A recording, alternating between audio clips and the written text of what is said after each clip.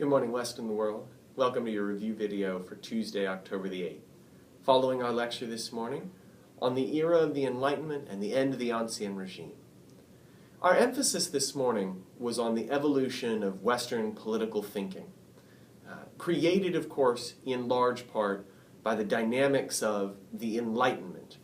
This era in which individual thinkers, men, and they were always men, who identified themselves as philosophers, who wanted to change the very fabric of their society, and who did so by extending the ideas of the scientific revolution and applying the scientific method and rational patterns of analysis to the world at large around them, to problems of economics and especially politics. We said that the philosophers want to change the world. But what is it that they want to change? Well, the society that they see around them is characterized by this hierarchical division of classes. What in France was called estates, in England the social classes, and other terms used elsewhere.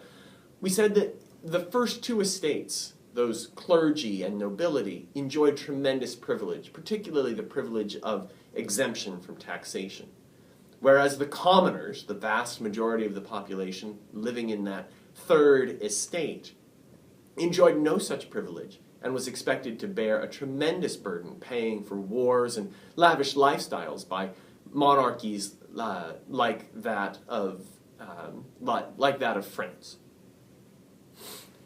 These burdens were particularly irksome to a new class of people who were emerging in Western society.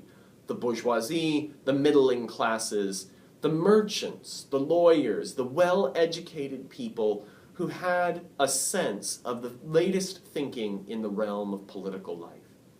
These men, and sometimes women, would read the works of people like Montesquieu and hear expressed new ideas about a separation of powers, a different way of doing government that didn't rely on the absolute power of a monarch. These ideas were quite revolutionary. But their first concrete expression comes, of course, not in Western Europe, but rather in North America, in the foundation of the government of the United States. We talked a little about how the causes of the American Revolution are tied up in this debate, in the difference between John Adams' conception of what liberty means and where it comes from as derived from a creator, versus the ideas of absolute monarchs who saw themselves as God's representative, as God's actor here on earth. These differences are vast, and the governments that they produce are tremendously different than anything that Western Europe had seen up until this time period. In the end, of course, it will find its most significant expression in the outburst of the French Revolution, which is where we'll be on Thursday. Thanks, everybody. See you then.